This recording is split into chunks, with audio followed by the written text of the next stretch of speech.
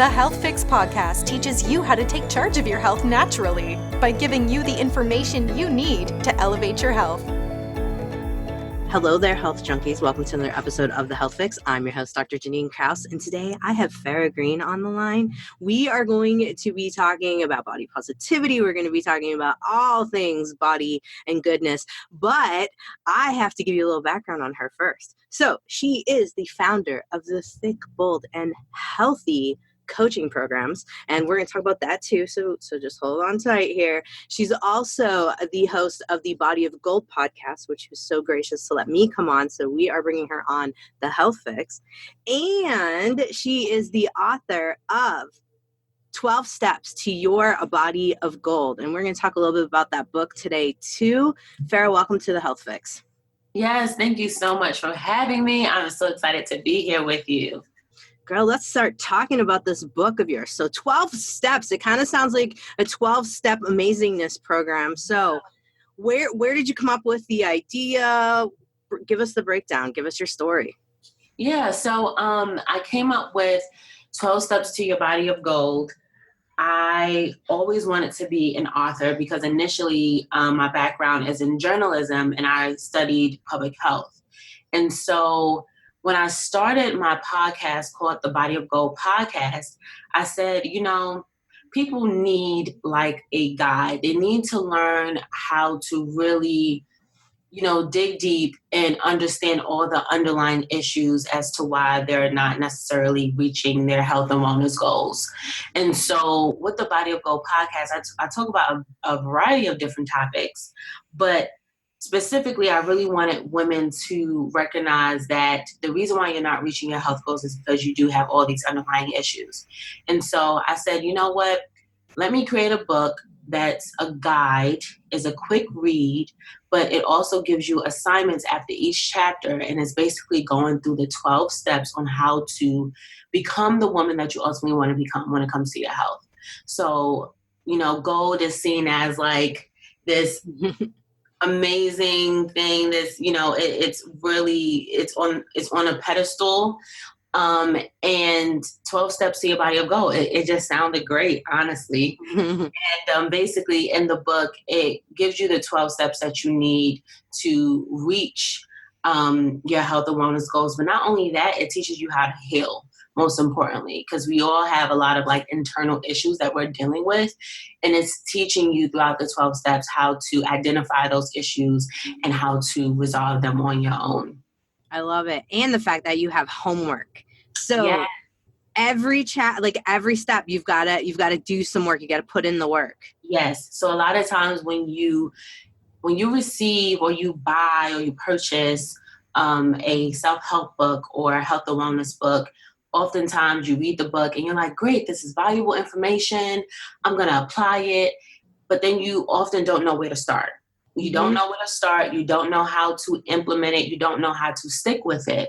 And so I decided with the 12 Steps to Your Body of Gold book that it's important that I not only give you the guidelines and strategies and tools that you need to become more whole and to love yourself more and to reach your goals, but I need you to do the work as you're going through the process, as you're going throughout the 12 steps, as you're going through this journey. And once you read each chapter, there's a series of questions that I ask you after each and every chapter to get your memory, jogging, to get, writing down your goals or to answer just certain questions. For example, like question 1 in the first chapter, because the first chapter is called You Must Admit, right? You must admit. And then one of the questions in the first chapter was, describe your body in 3 words and describe what you dislike about your body. So it's kind of forcing you to recognize where your insecurities are, and I feel like that's very important because weight loss doesn't solve insecurities. We all should know that. And so if we can figure out what's keeping us and what's hindering us from reaching our health goals and, just overall trying to better ourselves, then we will be there. But we're not. So I have to get people to think, think long and hard. One of my readers already told me, she was like, I already stumbled on the first question, Farah. It's gonna, have me thinking. It's supposed to. That's the point. Because at the end of the book, what you'll find is that you will then have a plan, a health and wellness plan that you created yourself and that fits your lifestyle. And that's what's most important.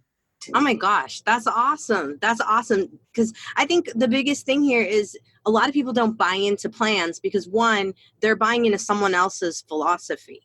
Yeah. And, they're not putting the work in that's going to fit for them. So being able to go through, find out like, okay, yeah, what is your insecurity? And then create, that's so cool. Yeah, thank you. Thank you. I had to, really think long and hard, like, how can I help, more of these women? I really had to think long and hard and figure out how can I help more women realize that they're worthy, that they should love themselves wholeheartedly, and that they should make their health and themselves a priority. Because oftentimes we're constantly taking care of other people, but we don't know how to take care of ourselves. And if we don't know how to take care of ourselves, how can we expect to love and take care of the people that are around us? It's almost impossible. Oh my God. And then somewhere along the lines, you're falling short. And oftentimes it's everything. You're falling short when it comes to your health. You're falling short when it comes to you. Mm-hmm. You're not giving yourself your all. It's so true. It's so true. I think I saw on a post on Instagram the other day something about the same kind of concept, but they twisted it just a little bit in terms of what are you avoiding by taking care of everyone else and not taking care of yourself. So I think that's also like just a huge thing. Why are us ladies so twisted in the head? What happened? I think it's more so we were put on this earth. We was put on this earth to really be the nurturer and provide for our families, not in a sense of financials, or not in a sense of that. I mean, we have some strong women that are like that now, but oftentimes the provider is seen more as the man, right? But us women, we're seen as the nurturer. We have to nurture those that are around us. We must take care of those that are around us. We are known to be the backbone also too when it comes to the male that's in our household. And I think that's really where it stems from. We're known to put our kids first, our husbands first, our spouses first, our partners first, our parents first, as we also get older, our careers first, because we want to be this, badass, right? We can do it all, we can have it all, but in turn, you find that oftentimes your health is lacking. And I could just speak from experience. For me, the reason why I ended up writing this book is because at one point in time, I was going to the gym every single morning at 6 a.m. and I wasn't able to not lose 1 pound. And it wasn't because I wasn't eating right or working out, every day. It was simply because I was putting everything before Farah. I was putting weight loss, right? This ideal image of what I'm supposed to look like before Farah. I was putting, my wedding before Farah. I was putting my career before Farah, right? So I was putting all these things before myself, and I was like, okay, hold on, this has to stop. I need to figure out what's bothering me internally and heal internally and learn how to love myself wholeheartedly. So that's what I think. That's why I think it's not so much that we might avoid it. We might not just don't know. We don't know that we're really having these issues. No, it's so true. It's so true. I think that for us, as women, we see what mom does. We see what grandma does. We watch what aunts do. And we kind of learn. I was thinking back, when you were saying it, what can you admit to yourself and things of that nature? I was thinking back, God, I probably was like 8 years old when I was like stuck in my head that like, oh, grandma's coming to live with us and I need to take care of her. And that's what my mom does. And when my mom's not there, I got to do that. And so, wow, like 8 years old, I know we've talked about this before, Mm-hmm. What do you think on average for most females where we tend to just lose the sense of taking care of ourselves and start to put others forward? What would you say on average? I say on average, we start to put others forward is maybe around sixth, seventh, or eighth grade. Middle school is around the time where we start to recognize that we are more concerned about other people. And let me just tell you why I say that. Because last week I spoke at a middle school, Ruffin Middle School in Norfolk, Virginia. It's a pretty, rough neighborhood. The statistics are really high when it comes to heart disease, diabetes, hypertension, different chronic illnesses, diet-related chronic illnesses. And one of the young girls that I was working with and doing an activity with the group, I asked her, I was like, what is one of your health goals for this year? And I was so blown away. She was literally probably only in the 7th grade. And, you're only 12? And Yeah.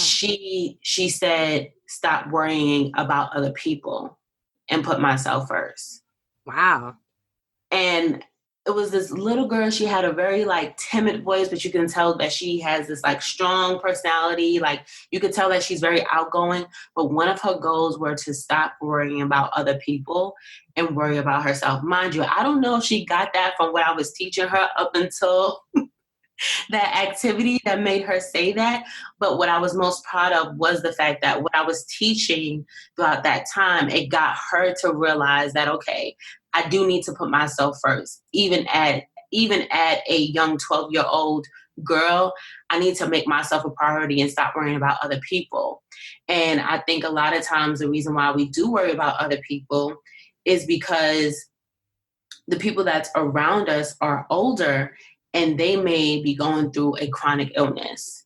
And during that time in the classroom, as I was speaking and teaching, one of the questions that I asked everyone in the room, I said, step forward and raise your hand if you know someone who's struggling with a diet-related chronic illness.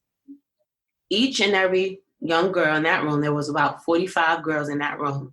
All of them stepped forward and raised their hand. And I said, is the person close to you? Is that person close to you? Whether it's your mom, grandma, uncle, whoever, is that person really close to you? And that whole room said yes.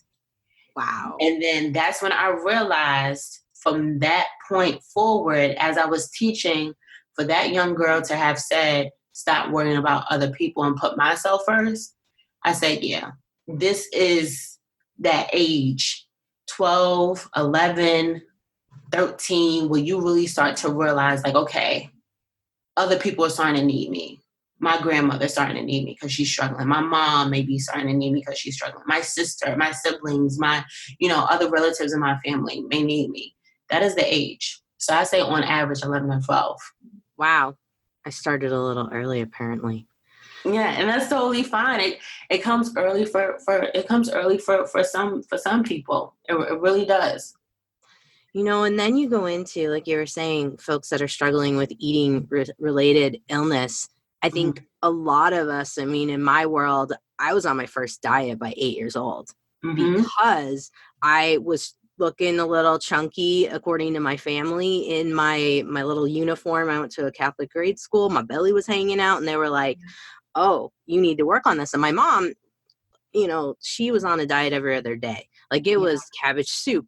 It was, good Lord, I don't know, everything, you name it, boiled eggs, whatever. She was on it. She tried it. And so I was watching this stuff, and then I'm trying to take care of her needs, sometimes try to help her, then my grandma. It was like this cycle of diet craziness. Yeah. And you get to the age of 12 and that in the boys, right? Now we got hormones in boys or girls, whatever. I was worried about boys. People worry about whatever they want to worry about at that stage, but I was worried about what boys thought of me. And then now you got a whole nother level of messing with you. Did you talk to these girls a little bit about that kind of aspect of things in terms of what people that they're interested in think of them? Yeah, I did a little bit. I harped on it a little bit. I said, how often do you constantly compare yourself to other young girls that you may admire because a male or a little boy have a crush on them instead of having a crush on you, and you're saying, "Oh, I wish I had her hair. I wish I had her body. I wish I had her personality." You're constantly saying, "I wish I had her," simply because of this male compliment, or simply because you want to be, you want a male to be attracted to you. You want that attention, right? So I did talk about that. I did talk about that a little bit, but I think it honestly just goes back to, if we just start teaching our young girls at a certain age, around 8, 10, 9, and up. I think if we are able to start teaching them about the importance of body positivity, self-love, and truly knowing who you are, by the time they get older, they'll be beast. You know what I mean? They'll be a beast when it comes to work ethic. There'll be a beast when it comes to confidence and knowing that they're worthy. Like, don't get me wrong, like, we all have insecurities, even the most confident people, like my girl Beyonce. She definitely does have some insecurities, I'm sure, but it still won't hinder you from being great. It still won't hinder you from putting your health first and becoming the woman that you ultimately want to become, because you started at such a young age. And I too remember watching my mom try different diets, watching my grandma having, 2 heart attacks, watching her take diabetic, medication. I watched my mom over the years struggle with her health, and hence why I'm like such a health freak now. But it's crazy to see how you were brought up and how you were raised to how you see your health now. Like you realize, like, okay, this is why I'm this way. This is why I struggle with these certain things, because all the things that you were doing when you was a little kid, it spilled over into your adult life. And that's fine. And most of us don't realize it, but just come to a point where you have to admit that it is time for a change. It is time for you to recognize where you're falling short. And usually it's around that age when you start comparing yourself to little boys and wanting little boys' attention and stuff like that. Oh my gosh. It is. And God, that's a great class that you're doing, speaking up and talking, because man, I think if we could put some effort into our younger populations and maybe save them a little grief that some of us folks, have had to go through and figure out things on our own. My God, if someone told me all the things that I knew now, like if my 8, 10, 12-year-old self knew what, I know now. Yeah, that's why you have to constantly speak, confidence to these, young ladies and young girls. You have to constantly speak confidence. You have to constantly set the example and be the precedent that they need, so that when they get older, once again, they're beasts. No one can tell them nothing. No one can devalue them because they already know their value. And it all relates back to self-love and health. Oh, got to bulletproof these girls. Yes. Now, let's talk about the self-love and all that stuff, because you have a coaching program. And I saw that there's a 3, a 6, and a 12-month program where folks can work with you, and they get one-on-one time, and they get certain amounts of check-ins and things of that nature.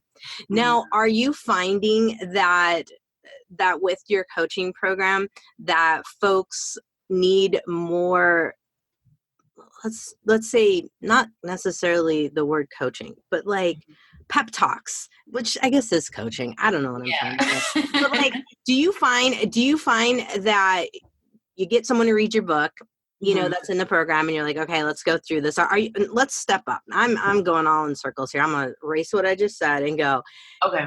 Are you finding with getting through programs with folks reading your book, are folks just getting stuck at the admit stage, or where are we getting hung up the most within the book where we're like, oh crap, there's this issue or that issue? What do you think? What's happening? Yeah, I think for the most part, people know for the most part, people know already what they're struggling with. So they're like, okay, I'm going to admit that I need to work on this, that I need to get better at this, that this and this and this is a problem. For the most part, they get that part. It's the part, is step two. It's really step two when I ask them, like, okay, now let's gain clarity around what you just admit to yourself, right? Let's gain clarity on what you actually want for yourself. So that's step two.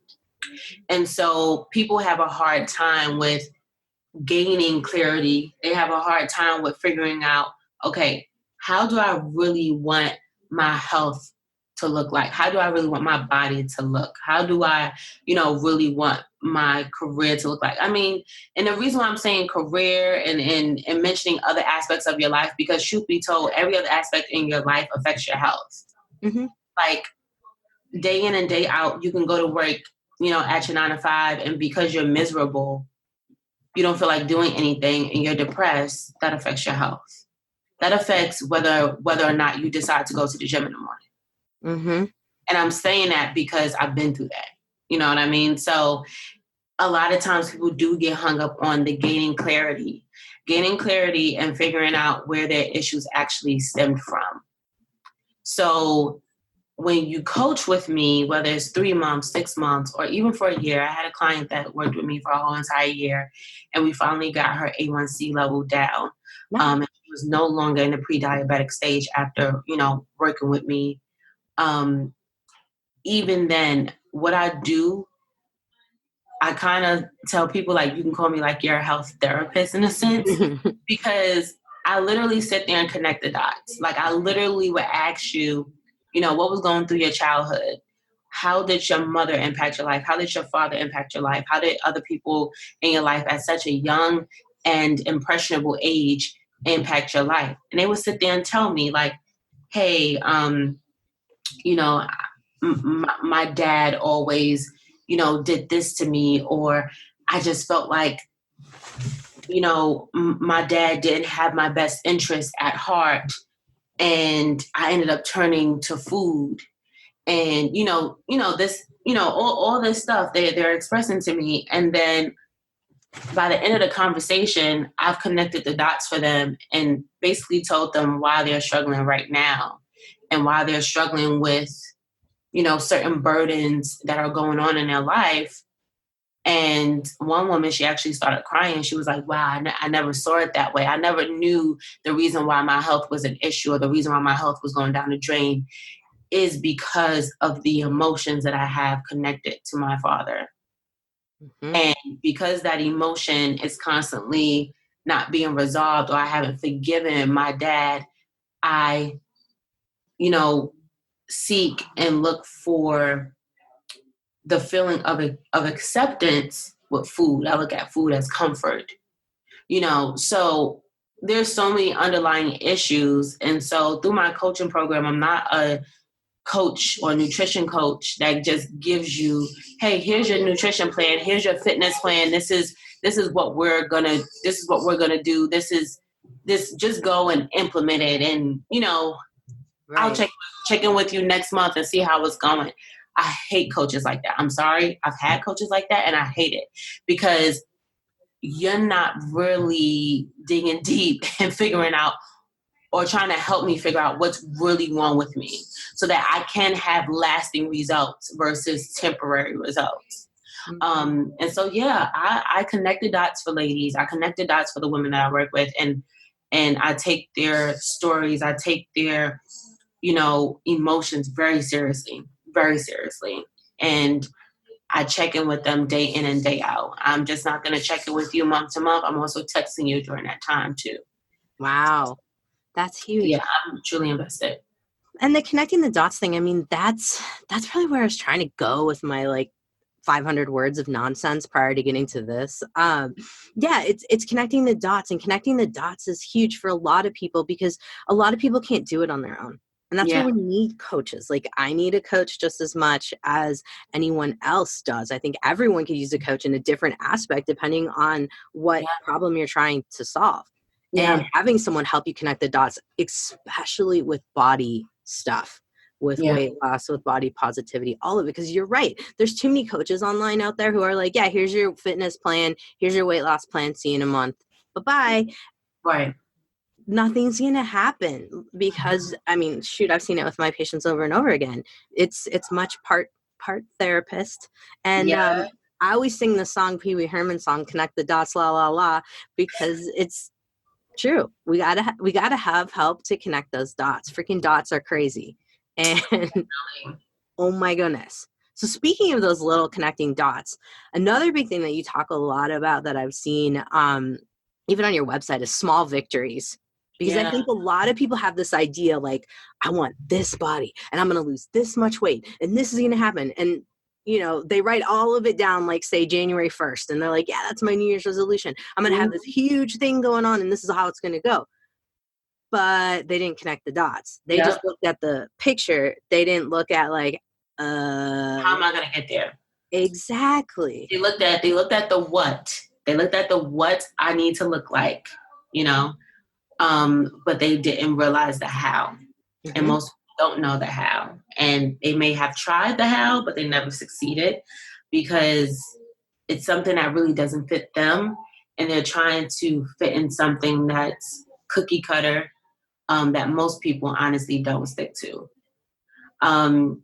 They don't. Like the Whole30. How many times you probably hear this? I'm going on the Whole30, everyone. And then 2 months later, I'm doing the Whole30 again. And you're like, right. And it's like, can we just eat healthy? Like, can we just adopt a more healthy lifestyle? You know, like I don't know. Like I just, you know, have a thing when it comes to, you know, different diets and stuff. For me, I think when it comes to really small victories, people often are like, okay, I'm going to be on this fat diet. I'm going to go on Whole30. I'm going to go on Weight Watchers. I'm going to try this new diet that just came out online that I'm seeing that all I got to do is eat watermelon and eggs and I'll lose this weight. You know, like they see all these different things. And then when they try it and they don't succeed, they self-sabotage and they end up, whether they end up binge eating or depressed or whatever, because you're so disappointed in yourself that you didn't stick to this cookie cutter diet that honestly was not meant for you. Right. It was not meant for your lifestyle. And so the reason why I think small victories are so important, because small victories are allowed to help you see that you've come a long way and that you're making progress and that you're making steps. I'll give you an example. Someone texted me this morning and said, Farah, I'm trying intermittent fasting. Can never say that word right, but just bear with me. I'm trying, you know, intermittent fasting or whatever. And I was like, okay, cool. You know, at that time, like, you're not my client, but you know, you could talk to me. You could still text me. And I'm like, all right, you know, what's your plan around that? And they're like, you know, I'm going to eat from 12 to 8. I'm going to eat between that window. I said, all right, not a problem. Then this person goes, oh, but I broke my fast in the morning. I broke my fast in the morning. And I said, okay, well, how did you break your fast before 12? She said, I ended up eating, you know, apples with peanut butter because I broke the fast. So I didn't do so well. And automatically I said, you did just fine. And let me tell you, the reason why I said that was because I want people to understand that if you're going to try a certain diet, and I'm not opposed to diets, but I am like a diet dropout. If you're going to try a certain diet and you know this is your first week or first day or first time doing it, and automatically you said, I failed, that doesn't get you anywhere. It doesn't train your mind to see that you've already made progress. Because from what I see as the coach is that you didn't fail. Yeah, you ate before 12 and you ate an apple with peanut butter before 12. But do you not remember or do you not recall you every week going to McDonald's? You know, do you not recall you going to McDonald's for breakfast or Dunkin' Donuts for breakfast every single week, probably 3 times, 4 times a week? But this week you chose to eat an apple and peanut butter instead in terms of breaking your fast. So to me, that's a small victory. Because I'm like, girl, we got you from cutting out the fast food to now eating whole foods, even though you decided to break your fast, but you still, one, had whole foods and not processed foods, and it's still breakfast. And then you can keep going from there. But automatically she told herself that I failed. I didn't do so well. But for me as a coach, as a person who's trying to help you, I'm like, no, you did amazing, because look how far you've already come. Look at the progress. So no, it wasn't her losing 10 pounds, 20 pounds as a victory. No, it was her simply switching out her food items, and for her to see that you're actually great. You're actually doing something. You're actually making progress. So don't downplay your victory. I don't care if it's something simple as you lost 1 inch off your waist. Don't downplay that victory. I don't care if it's as simple as your jeans are a little looser today and you feel more confident in them because you're not sitting there bloated at your desk feeling like you're about to pop out of them. And I'm saying all this stuff because I've been there, okay?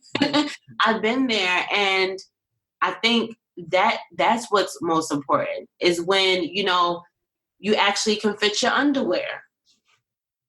Okay? Like it's true. Like let's just be real. Let's just put it out there. It's true. So for me, those are considered small victories.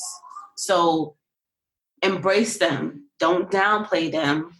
Take it for what it is and know that you have another day to make it right, to reach your goal. And don't rush the process.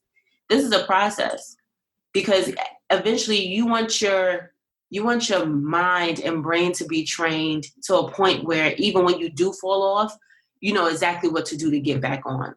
Because you constantly always make your health a priority because you're constantly always thinking about your health. You're constantly, trying to get better. So it's going to become a point where diet is no longer part of your language. You're just like, this is my lifestyle. And when I do fall off, I know exactly what to do to get back on. Absolutely. Oh, that poor gal. I can't believe I'm in an apple with peanut butter. Oh my God.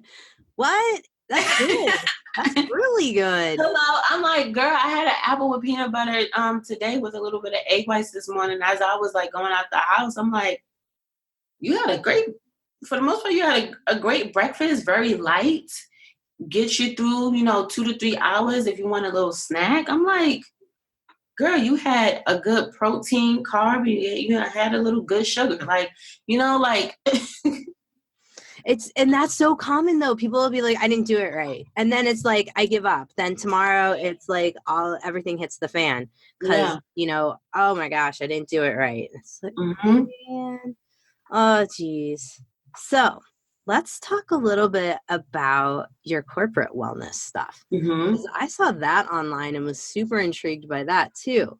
Yeah. Because you're talking about working in schools. You're talking about working one-on-one with people. But, I find a lot of the executives out there are the folks that need the help the most because they're focused so much on work and traveling and busy that half the time I hear from a lot of folks, they're skipping meals, they're eating out a lot because they're traveling, they can't make anything where they're staying. Yeah. So tell me a little bit about your corporate wellness program. So corporate wellness for me, I was kind of hesitant to even start, the corporate wellness, but the more that I'm in schools, and the more that I speak to, employees or coworkers that I may know, I'm starting to realize that corporate wellness is actually very, very important.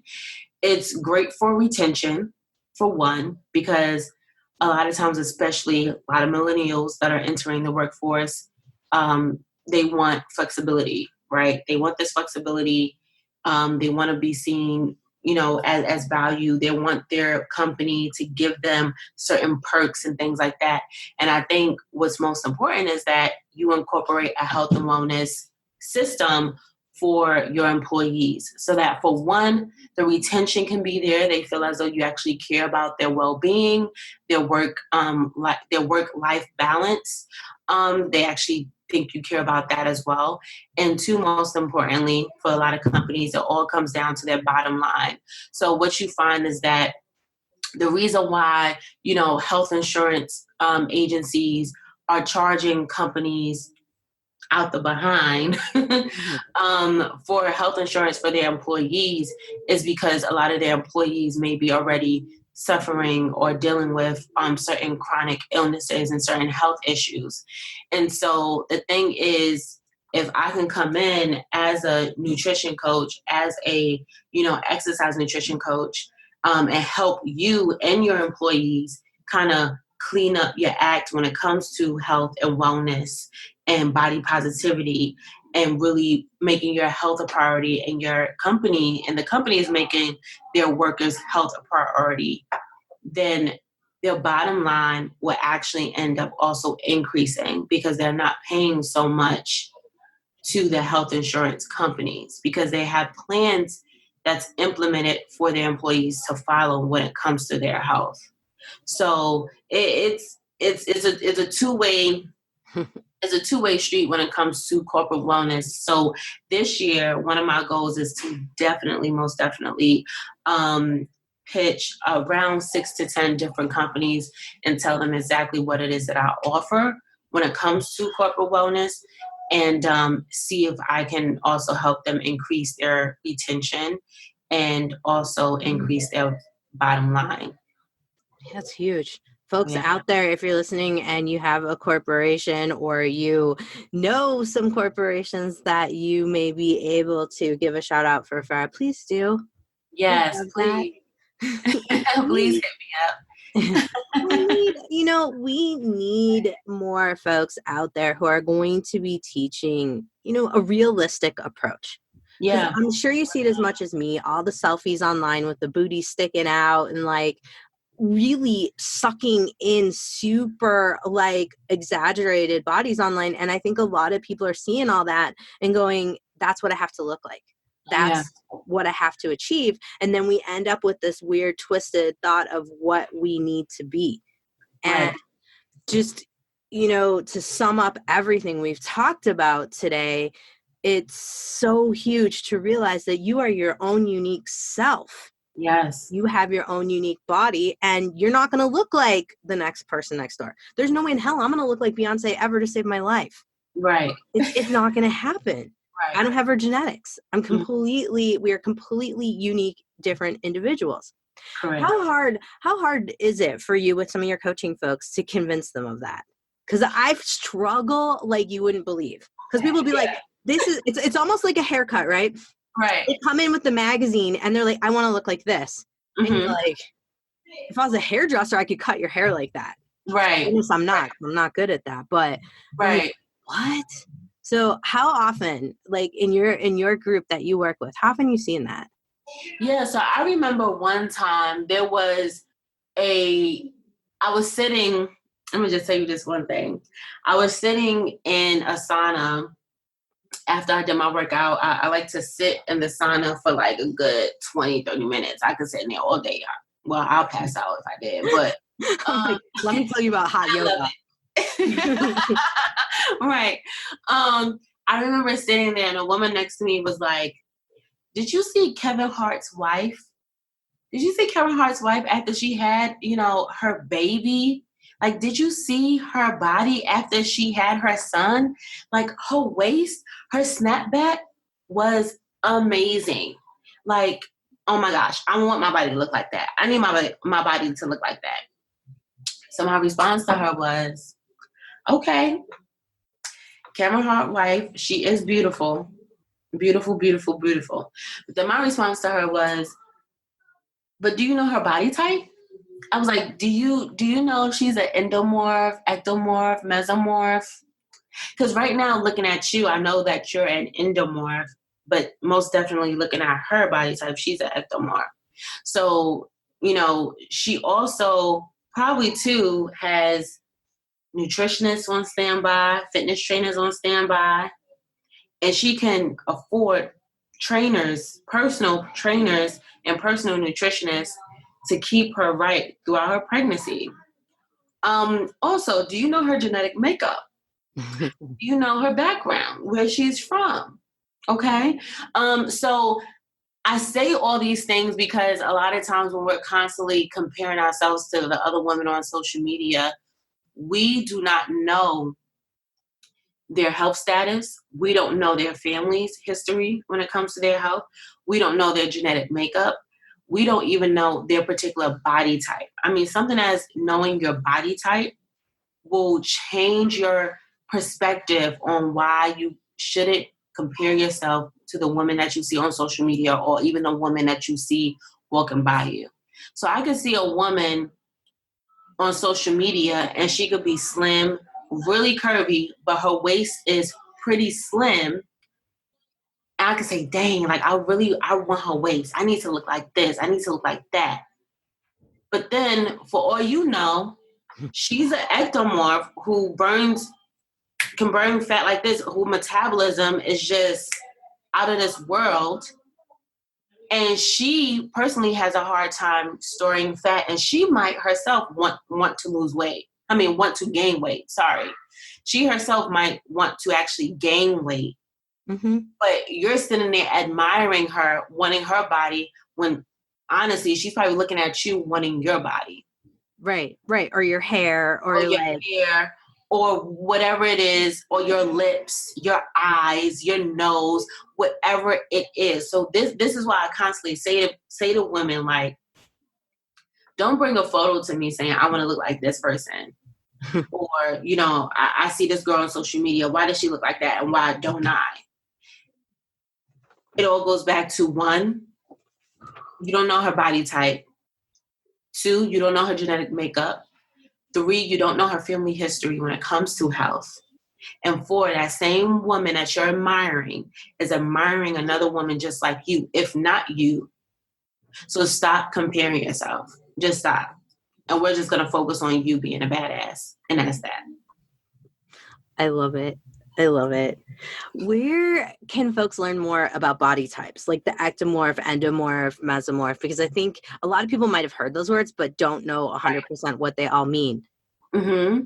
Yeah. So honestly, research. I mean, I've studied it, but when I became certified, but honestly, it all comes down to research. There are plenty of quizzes out there that you can take online that actually tells you what your body type is.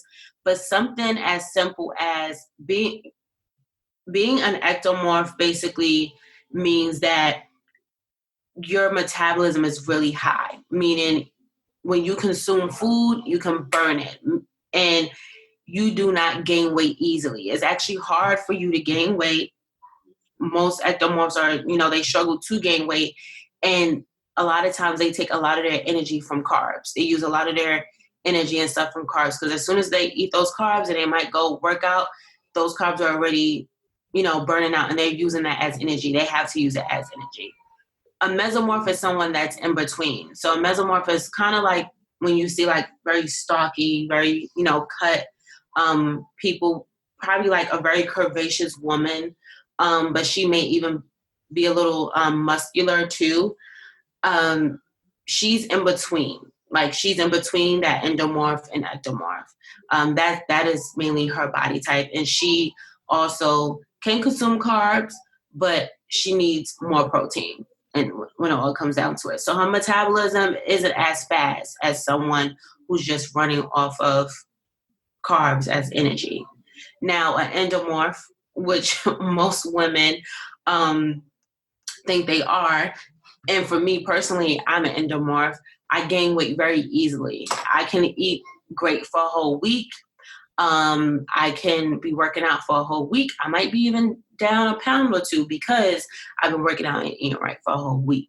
But as soon as I have like a cheat meal or may overdo it, I'm already up the following 2 to 3 days following.